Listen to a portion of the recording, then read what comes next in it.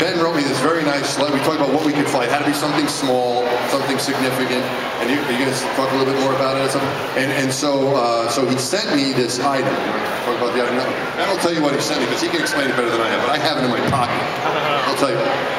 So there was a lot of discussion about what should we give Mike to take up there. First of all, we were tremendously honored that he would ask us. We thought, well, it should be connected to the science of this museum somehow, which is the heart of this place, the researchers doing their scientific work here. And we have in our collection a coronagraph. This is my particular specialty, which I developed upstairs.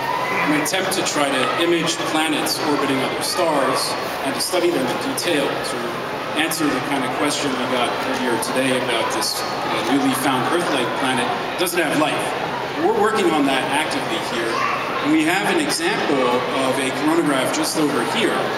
This coronagraph was built in Johns Hopkins University, and I used it as a graduate student to find the first brown dwarf orbiting a nearby star called Gliese 229.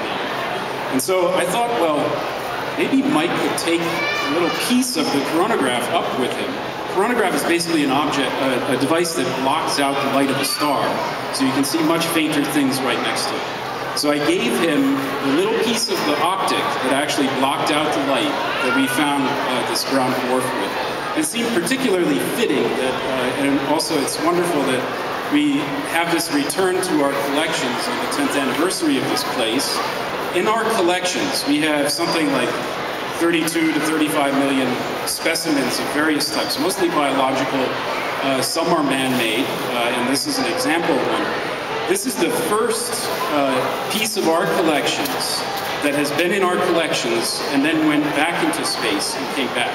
Now, there's a piece over there that was in space a long time ago and is in our collections, but this is the first one that ever came out of our collections, went up and came back down. So it's a particularly wonderful distinction, and we're so proud that he chose us to do this. It's my pleasure. I'm glad Ben explained all of that. There's a lot of information there.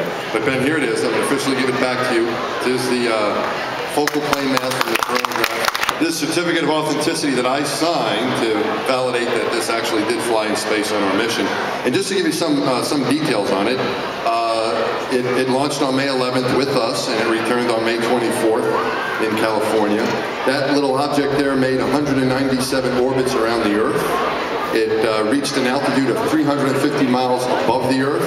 It traveled at a speed of 17,500 miles an hour, and covered a total distance of almost 5,276,000 miles, so almost 5.3 million miles.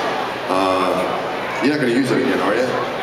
It's got a lot of, we took very good care of it. It didn't have any wear on it. It's looking, even after all that mileage, it should be perfectly fine. It really was an honor for us, not just for me, but for my entire crew to have that with us. So thanks very much for being a part of this.